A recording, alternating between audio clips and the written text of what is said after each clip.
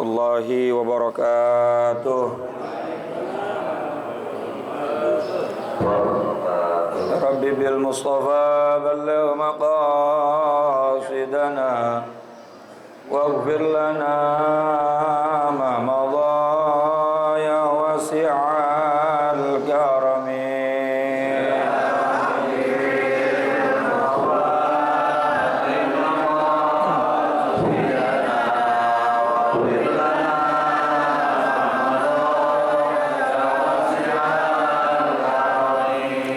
Muhammadun sayyidul kaunaini wa thaqalaini wal fariqaini min urbin wa min ajamin.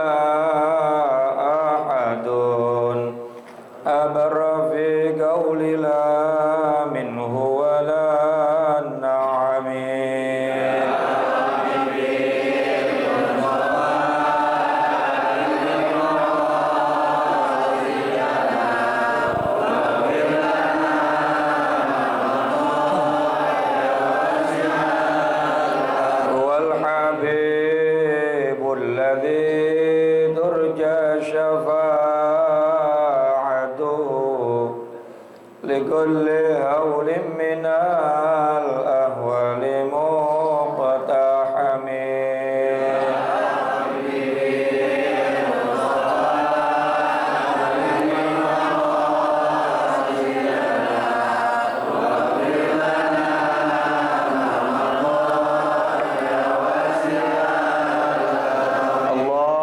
اللهم صل وسلم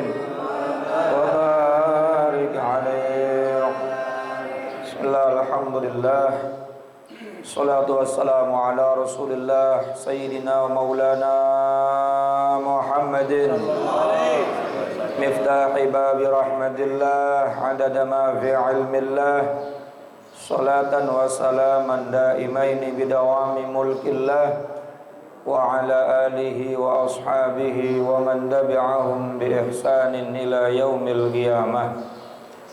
Amma ba'du.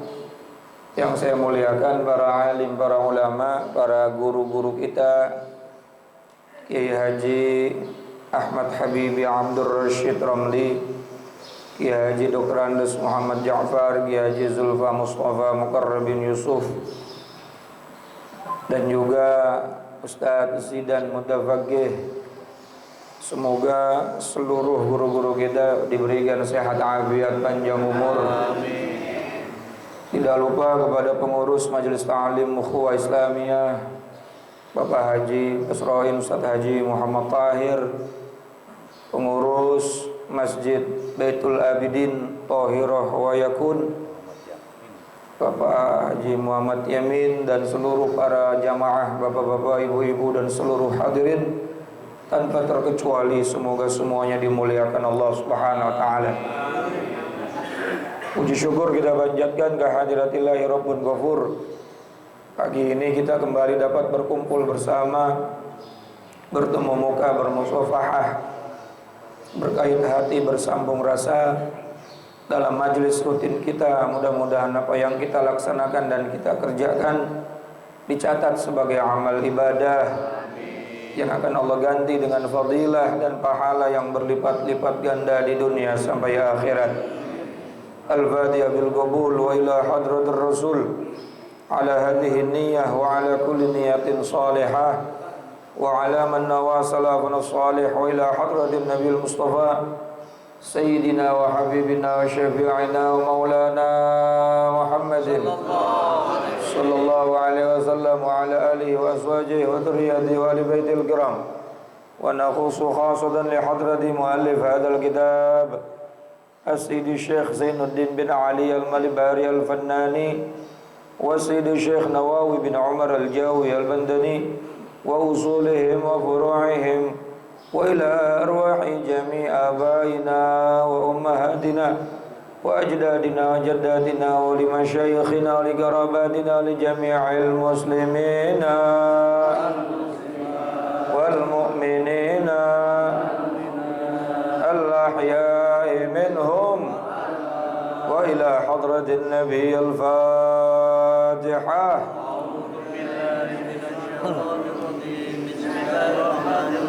الحمد لله رب العالمين الرحمن الرحيم مالك يوم الدين إياك نعبد وإياك نستعين اهدنا الصراط المستقيم صراط الذين أنعمت عليهم غير المغضوب عليهم ولا الضالين رب اغفر لي ولوالدي آمين.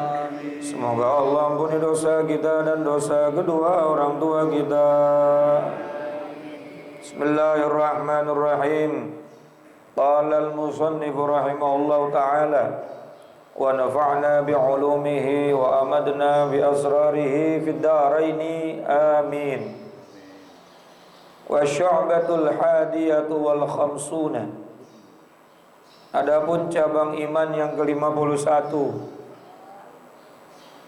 56 paling bawah. Al-hukmu bainan nasi bil adli, adalah memberi keputusan hukum bainan nas, di antara manusia, bil adl, dengan sifat adil, dengan keadilan. Qala ta'ala, Allah subhanahu wa ta'ala berfirman, fahkum bainana bil haqq, maka berilah keputusan antara kami bil haqqi, dengan adil. Ay bil adli, itu maknanya bil haqq ay bil adli. Wala tushtit, dan janganlah kamu menyimpang dari kebenaran. Wa qala ta'ala, dan Allah subhanahu wa ta'ala berfirman, wa man lam yahkum bima anzalallah faulaika humuz zalimun. Barang siapa yang tidak memutuskan perkara menurut apa yang diturunkan oleh Allah subhanahu wa ta'ala, faulaika humuz zalimun, maka mereka itulah orang-orang yang berbuat zalim. Wa qala Rasulullah sallallahu alaihi wasallam, dan Rasulullah sallallahu alaihi wasallam bersabda, man hakama, barang siapa yang menghukumi, baina itsnaini, antara dua orang, tahakama, yang keduanya menyerahkan ketetapan hukum ilaihi, kepada dirinya, wartadahu, dan dia ridha kepada orang tersebut untuk ditetapkan hukumnya, falam yaqdi, akan tetapi orang yang diserahkan, dipasrahkan, tidak menetapkan hukum bainahuma, antara keduanya, bil haqqi, dengan benar dan adil, fa'alaihi la'natullah, maka orang yang memutuskan itu akan mendapatkan laknat dari Allah. Bapak Ibu yang dirahmati Allah subhanahu wa ta'ala, cabang iman yang ke-51 ini, kalau secara spesifiknya adalah ditujukan kepada orang-orang yang punya kewenangan memutuskan sesuatu urusan manusia. Apakah hakim, apakah orang yang dituakan, apakah ketua adat, ataupun dulu kalau di kampung itu ada balai warga, sehingga keputusan diserahkan kepada sesepuh. Maka orang yang beriman wajib dia harus memutuskan urusan dua orang yang memasrahkan urusannya ini kepada orang tersebut dengan adil. Adil itu tegak lurus, meletakkan pada porsinya, Adil itu lawan kata dari zalim. Kalau kopiah saya taruh di atas kepala saya, namanya adil. Kalau kopiah saya taruh di bawah kaki saya, namanya zalim. Wad'u syai'in fi ghairi mahallih. Zalim itu meletakkan sesuatu bukan pada tempat. Orang salah dibenerin, zalim. Orang bener disalahin, namanya meletakkan sesuatu bukan pada tempatnya. Secara umum ya orang-orang yang punya kapasitas itu memutuskan. Tapi juga bisa menjadi kepada diri kita masing-masing juga, karena keadilan itu wajib harus ada dalam diri setiap mukmin. Ya. Khususnya ketika memutuskan dua orang yang meminta keputusan kepada kita, atau memang secara sudut pandang kita menilai sesuatu itu memang harus adil meskipun kita tidak diminta untuk memutuskan. Sampai-sampai kita ini sering terjebak dengan kebencian. Ketika kita benci kepada seseorang atau kepada sesuatu, hingga akhirnya kita tidak berlaku adil kepada orang tersebut. Kebenarannya nggak pernah kita ungkap. Yang kita umbar adalah kejelekan. Adil nggak kayak gitu, Pak? Nggak adil. Kebaikannya nggak pernah kita banggain. Tapi sedikit keburukannya kita umbar-umbar. Lagi bentar lagi nih, banyak orang nyari-nyari kesalahan orang untuk saling menjatuhkan. Ya kita nggak usah ikut-ikutan dah. Ya betul apa kagak? Capek. Biarin aja yang gebog-gebogan dia. Kita mah kagak usah. Jangan sampai kebencian kita kepada satu kaum dalam Al-Quran tuh membuat kita tidak bisa berlaku adil kepada orang tersebut. Berlaku adil lah kita. Ya. Walaupun kepada anak kita sendiri, kalau kita lihat dia tidak berbuat kebaikan, ya kita katakan dia tidak baik. Jangan mentang-mentang nih anak kita baik semuanya udah. Tapi ketika ada musuh kita yang begitu banyak kebaikannya, tetapi kita tidak melihat kebaikan itu barang sedikit pun karena kebencian kita menutupi itu semua, itu namanya nggak adil, zalim. Dan ketika kita berlaku seperti itu, berarti ada yang salah dalam implementasi iman kita. Qala ta'ala, Allah berfirman, fahkum bainana bil haq, maka berilah keputusan antara kami dengan adil. Wala tushdid, dan jangan menyimpang. Memang secara ideal kita sulit untuk mendapatkan keadilan di dunia, tapi minimal ya adalah keadilan itu walaupun sedikit. Ya. Berat nggak? Makanya hakim itu apa katanya? Wakil Tuhan. Terus adil.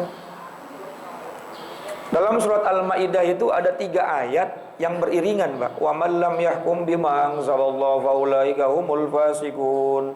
Wa man lam yahkum bima anzalallahu faulaika humudz zalimun. Wa man lam yahkum bima anzalallahu faulaika humul kafirun. Ini 3 ayat hampir beriringan. Surat Al-Maidah di juz 6 itu. Siapa orang yang menghukumi sesuatu tidak dengan hukum yang Allah turunkan, maka dia hukumnya fasik. Siapa orang yang menghukumi sesuatu tidak dengan hukum yang Allah turunkan, maka dia hukumnya zalim. Yang lebih bahaya lagi, siapa orang yang menghukumi sesuatu dengan hukum yang Allah turunkan, maka dia na'udzubillah min. Allah bilang haram, dia bilang halal. Allah bilang jangan, dia bilang boleh. Na'udzubillah min zalik. Apalagi tadi Rasulullah SAW bersabda, man hakama baina itsnain, siapa orang yang menghukumi antara 2 orang, tahakama ilaih, yang kedua orang tersebut nyerahin urusannya sama orang itu, dia ridho, dia rela mau diputuskan apa. Ya masyarakat kan rela masuk ke pengadilan, betul nggak? Yang benar yang salah semuanya mah lalu diserahkan perkaranya kepada hakim. Atau dalam skup yang kecil, kita sebagai kepala rumah tangga, tinggian dikit RT dah, tinggian dikit lagi RW, terus lurah. Lalu ada perkara warga, perkara sahabat yang dua orang ini datang kepada kita dan ingin diputuskan hukumannya, atau perkara itu ingin kita mendapatkan solusi dari apa yang diserahkan kepada kita. Lalu yang dipasrahkannya tidak memberikan hukum sesuai dengan ketentuan yang sesungguhnya, tidak dengan benar, tidak dengan adil, fa'alaihi laknatullah, maka baginya laknat dari Allah. Kudu adil. Ini dari kemarin babnya ngeri-ngeri sedap terus ya. Ya, udah sehingga panjang-panjang dah. Kita lanjutin lagi.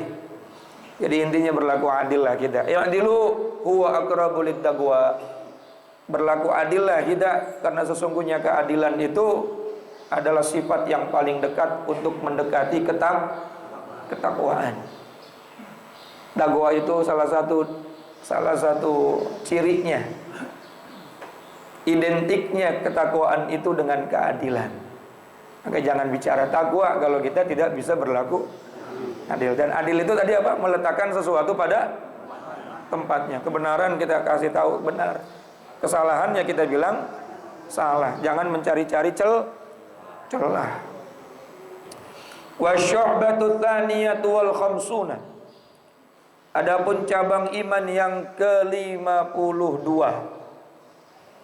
al-amru bil ma'ruf wan nahyu 'anil munkar, adalah memerintahkan kepada kebaikan dan mencegah kepada kemungkaran. Ini juga merupakan cabang iman. Bahkan ini merupakan syarat mutlak kalau kita pengen mendapatkan keselamatan dan keberuntungan. Tadi baru saya bahas di kuliah subuh. Sebelum di sini saya ngaji dulu tadi di Al-Muttaqin. Makanya suaranya udah Senin Kemis nih. Ada satu surat di dalam Al-Quran, ayatnya cuma 3 ayat, tapi Al-Imam An-Nawawi berkata, jika Allah subhanahu wa ta'ala tidak menurunkan 30 juz Al-Quran dan hanya menurunkan satu surat ini saja, maka satu surat ini cukup untuk bisa kita jadikan pegangan menjadi orang beruntung dunia dan akhirat. Surat itu surat yang dulu kita waktu kecil sering kita baca. Waktu kita di sekolahan, walaupun SD bukan ibtidaiyah tuh. Kalau gurunya tahu, gurunya paham, ayo anak-anak sebelum bubar kita baca surat Wal Asri dulu. Betul nggak? Dulu. Tahu sekarang masih suka baca apa kagak? Kalau di madrasah, di TPA wajib itu, kalau kagak dibaca gimana? Sengaja itu diulang-ulang biar kita dari kecil tahu kalau pengen jadi orang beruntung, kalau pengen jadi orang yang tidak rugi, ini syaratnya. Tuh surat itu tuh. Cuma kadang-kadang kita cuma bisa baca, nggak dikasih tahu artinya, atau kita nggak pernah mau cari tahu artinya. Khotib Jumat pun nggak pernah ninggalin nih surat nih. Saking luar biasa. Mau khotbah pertama, khotbah kedua dia baca. Betul nggak? Khotbah biasanya khotbah pertama akhir sebelum khotbah kedua. Surat Al-Asr terdiri cuma 3 ayat.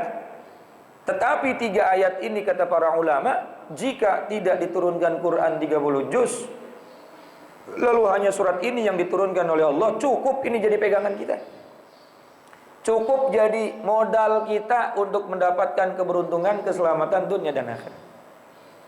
Kata Allah apa? Wal asr, demi masa. Coba Allah yang maha benar, yang kita nggak boleh ragu-ragu sedikit pun atas kalimat dan firman-Nya Allah. Allah berfirman sambil bersumpah demi masa. Padahal nggak pakai sumpah juga kita wajib percaya. Setelah sumpah dilanjutkan lagi ayatnya dengan kalimat inna. Inna ini huruf taukid yang menunjukkan kepastian, kesungguhan. Orang Arab kalau pengen omongannya itu dianggap dan dia memastikan ini benar, diawali dengan huruf atau kalimat inna. Innal insana lafi khusr. Sesungguhnya manusia dalam keadaan rugi. Udah diawali dengan qasam, dengan sumpah, dilanjutkan dengan huruf taukid. Kita kalau ngomong sama orang, Pak, ngobrol sama orang, supaya omongan kita dianggap serius, kita pasti akan bicara, mengatakan sesuatu, menggunakan kata-kata yang memprovokasi orang, supaya orang itu memperhatikan sama kita. Di antaranya, sumpah demi Allah, bener, sungguh. Itu kita. Wajar kalau kita begitu, kadang-kadang kita suka bohong sih. Akhirnya kita mengawali dengan sumpah, sungguh, supaya orang yang kita ajak ngobrol percaya. Ini Allah yang kalimatnya nggak pernah berdusta, la yukhliful mi'ad. Allah maha benar, sadaqallahul azim. Maha benar Allah dengan segala firman-Nya yang maha agung. Tapi masih menggunakan sumpah dan masih menggunakan kalimat taukid.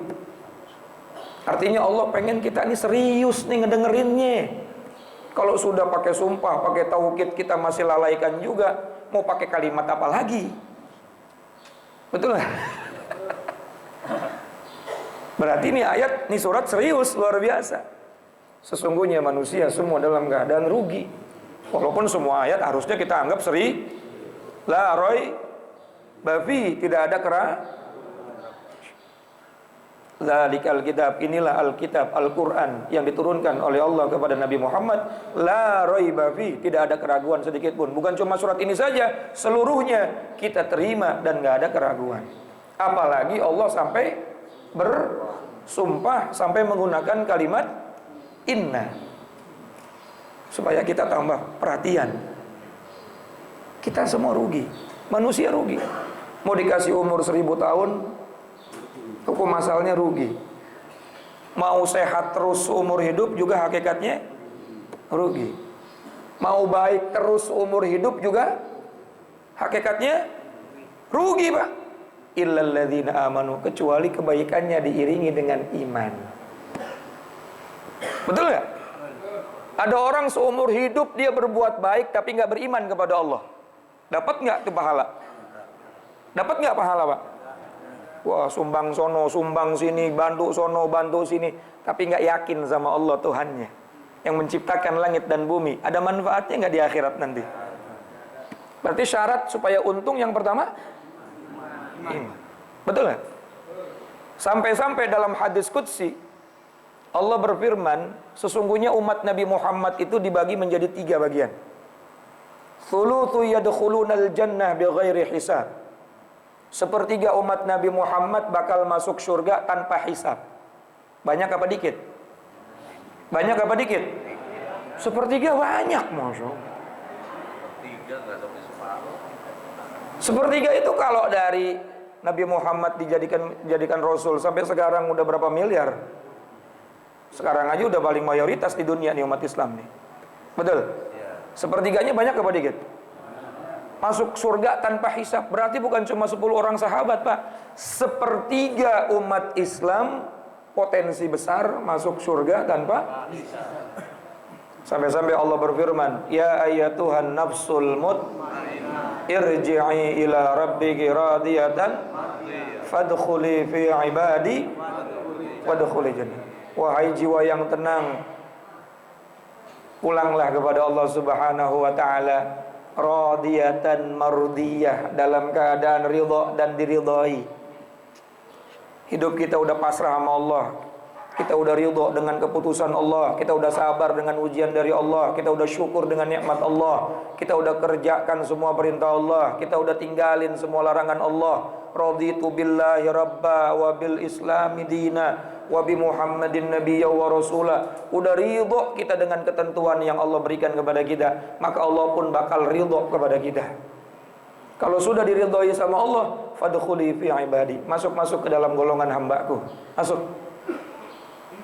Yang melegitimasi Allah, bukan pengakuan kita, tapi pengakuan dari, kalau yang ngakuin Allah, Pak, ajib nggak? Diakuin sama Allah kita, bukan kita ngaku-ngaku saya hamba Allah, tapi Allah mengaku ini hamba saya. Kalau sudah diakui, wadkhuli jannati, masuklah ke dalam syurgaku. Nah, kalau udah kayak begini, udah kagak ngalamin Pak siksa kubur, udah kagak ngalamin pertanyaan malaikat, udah kagak ngalamin yang namanya hisab, udah nggak ngalamin yang namanya mizan, langsung baik nyebrang sirat, kabarkil khatib, langsung masuk surga. Dan itu jumlahnya banyak, thuluth, sepertiga. Allahumma ja'alna minhum, ya Allah, mudah-mudahan kita masuk dalam golongan itu. Ini nggak usah pesimis Pak, harus yakin. Sepertiganya lagi kata Nabi, wa thuluthu ya'tuna bidhunubin wa khatayahum fayughfaru lahum. Sepertiga lagi dari umat Nabi Muhammad datang kepada Allah dengan membawa kesalahan dan dosa, tetapi Allah ampuni. Mungkin karena ada 1-2 perbuatan yang dia lakukan dan Allah ridha, dan kita nggak sadar, akhirnya semua dosa kita diampuni. Makanya jangan pernah remehkan perbuatan baik sekecil apapun. Bisa jadi di dalam perbuatan baik yang kecil itu ada ridhonya Allah. Begitu pula sebaliknya, jangan remehkan perbuatan dosa sekecil apapun. Bisa jadi dalam perbuatan dosa yang kecil itu ada murkanya Allah.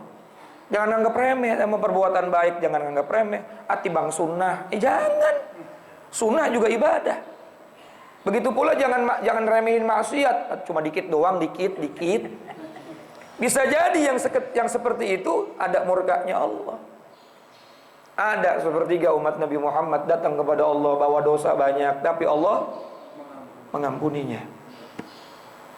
Ya, lewat sih pertanyaan malaikat Munkar Nakir, tapi aman. Lewat juga tuh yang namanya hisab, aman, Allah ampunin. Ya kalau yang punya segalanya udah maafin, selesai urusan. Betul nggak? Jangankan Allah, di negara kita ada orang dapat hukuman pidana, kemudian presiden mengampuni, mendapatkan remisi dari presiden, selesai nggak urusan?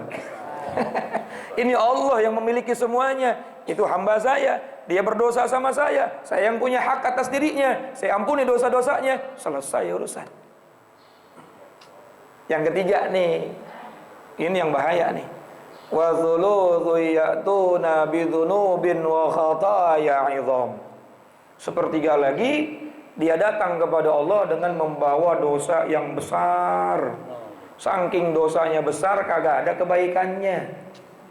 Akhirnya masuk neraka. Pada saat masuk neraka Allah panggil malaikat. Fayaqulullahu ta'ala lil malaikah idhabu fazinuhum. Malaikat, itu hamba saya yang masuk neraka, tolong ambil, angkat. Terus kamu periksa lagi. Mungkin ada kebaikannya, mungkin ada amal solehnya. Malaikat ngomong sama Allah, fayaqulu ya Rabbana wajadnahum asrafu ala anfusihim wa wajadna a'malahum minadh-dhunubi ka'amthalil jibal. Ya Allah, udah dibulak-balik diperiksa ya Allah. Udah dihisab, udah dimizan. Ini orang kagak ada kebaikannya seperak-perak acan. Gak ada kebaikannya sekecil-kecil apapun. Yang ada dosanya segede gunung. Ka'amthalil jibal. Cuma ada satu ya Allah, aku melihat kebaikannya. Ghaira annahum yashhaduna an la ilaha, kecuali aku cuma lihat di dalam jiwanya ada kalimat la ilaha Muhammadur. Dia beriman kepada engkau, dia bersaksi tidak ada Tuhan yang hak disembah kecuali engkau, dan dia bersaksi bahwa Nabi Muhammad adalah utusan engkau. Dia yakini itu dengan seyakin-yakinnya, dengan sebenar-benarnya. Walau lam ya'mal qat, meskipun dia belum melakukan kebaikan sekecil apapun. Apa kata Allah? Bi'izzati wa jalali, demi keagunganku, demi kemuliaanku, dia melakukan itu. Laisa bikadzabi, tidak dalam hatinya mendustaiku. Adkhiluhumul jannata birahmati, angkat dia, masukkan dia ke dalam syurga. Birahmati, dengan kasih sayangku. Bukan karena ibadahnya, karena dia nggak punya ibadah. Bukan karena amal solehnya, karena dia nggak punya amal soleh. Tapi dengan rahmatku. Sebab apa? seumur hidup dia pernah asyhadu alla, artinya dia mati bawa iman walaupun belum beramal. Berarti orang kalau pengen beruntung yang pertama syaratnya illalladzina amanu. Sampai-sampai meskipun dosanya banyak tapi masih ada iman, potensi masuk surga masih ada. Tapi sebaliknya, amalannya banyak tapi nggak punya iman, ya nggak dapat apa-apa. Ada orang nanya sama saya, Tat, kok begitu sih? Orang udah baik kok nggak dapat apa-apa? Gimana ceritanya? Saya ambil logika begini, Pak. Bapak rajin banget kerja di Astra. Orang masuk kerja, Bapak masuk. Orang pulang, Bapak lembur. Tapi Bapak nggak ngelamar.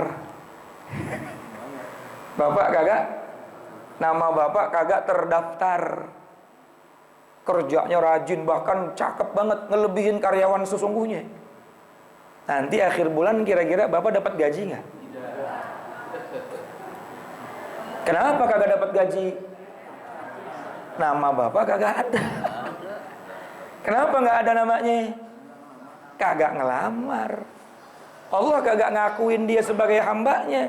Kenapa tidak mengucap la ilaha illallah? Sehingga kebaikan apapun Allah tidak anggap. Paham nggak kira-kira, Pak? Ya logikanya kayak begitu. Maka jaga iman kita, Pak, supaya nggak hancur perbuatan seluruh amalia kita. Karena syarat mutlak pertama ketika kita akan mendapatkan keberuntungan adalah iman kepada Allah. Tapi imannya iman yang benar. Kalimat asyhadu alla ilaha illallah tadi kata Allah tuh ya, dia mengucapkannya bila kadzab, tanpa dusta, tanpa keraguan, dan murni melakukannya. Ini kadang-kadang kita mengucapkan kalimat la ilaha illallah cuma lisan, tetapi hati kita dusta. Tidak ada Tuhan yang hak disembah kecuali Allah. Tapi kita lebih yakin nama duit. Kalau kagak ada duit, Pak, kagak beres urusan nih. Allahnya lupa. Nggak ada yang bisa menyembuhkan kecuali hanya Allah. Tapi kita yakinnya sama obat. Kalau nggak ada obat ini, gue nggak bisa hidup nih. Allahnya lupain. Betul nggak?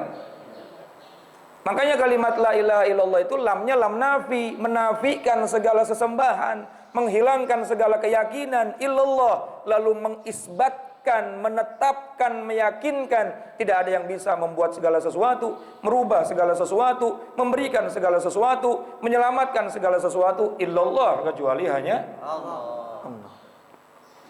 Kalau cuma kalimat la ilaha illallah mah gampang, Pak. Non muslim bisa nggak ngucap itu? Tapi ada nggak dalam hatinya keyakinan? Dia yakin sama yang dia yakini. Ya Allah, ya bisa dia. Tapi saya mau tanya nih, misalnya mohon maaf, ada orang yang beriman tidak bisa bicara, tapi keyakinan dalam hatinya luar biasa kepada Allah, tanpa ada keraguan sedikit pun. Benar nggak imannya?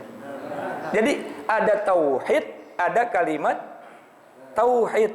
Nah, la ilaha illallah itu kalimat tauhid. Sementara yang membuat kita selamat itu nah, tauhidan itu adalah sikap, keyakinan, tasdiqum bil qalbi wa af'alum bil arkan. Kita yakinkan, benarkan di dalam hati, kemudian kita buktikan dengan perbuatan. Itulah tauhid. Kalau cuma la ilaha illallah, ya Masya Allah. Sama kayak ada kalimat istighfar, ada istighfar, ada taubat, ada kalimat taubat. Kalau kalimat taubat, astaghfirullahal. Tapi kalau taubat itu sendiri, an-nadamah, penyesalan. Kalau istighfar sejuta kali tanpa penyesalan, nggak jadi istighfar. Astaghfirullahaladzim, astaghfirullahaladzim, sambil lihat handphone. Astaghfirullahaladzim. Kagak ada rasa penyesalan dari dosanya, yang nggak jadi istighfar. Li'anna an-nadamah hiya ruhut taubah. Karena sesungguhnya penyesalan itu merupakan ruhnya taubat. Taubat itu punya ruh, dan ruhnya adalah penyesalan. Ada tasbih, mensucikan Allah, ada kalimat tasbih.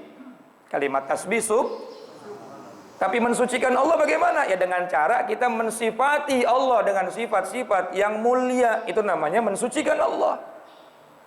menghilangkan sifat-sifat yang tidak pantas kepada zatnya Allah, seperti Allah tasyabbuh dengan makhluk, ada persamaan dengan makhluk. Itu namanya mensucikan Allah. Kalau kalimatnya maha suci, tapi kalau ngomong maha suci Allah, mikirnya Allah punya tangan, dia bertasbih nggak? Enggak. Jadi bedain, ada kalimat tasbih, ada tasbih, ada istighfar, ada kalimat istighfar, ada tauhid, ada kalimat tauhid. Kalimat tauhid siapa aja bisa ngucapin, tapi yang bertauhid nggak semuanya. Perbaiki iman kita. Nggak mungkin baik iman kita kalau kita tidak memulai dengan mengetahui ilmu betul nggak? Betul. Ustaz, handphone saya rusak nih, tolong perbaiki handphone saya.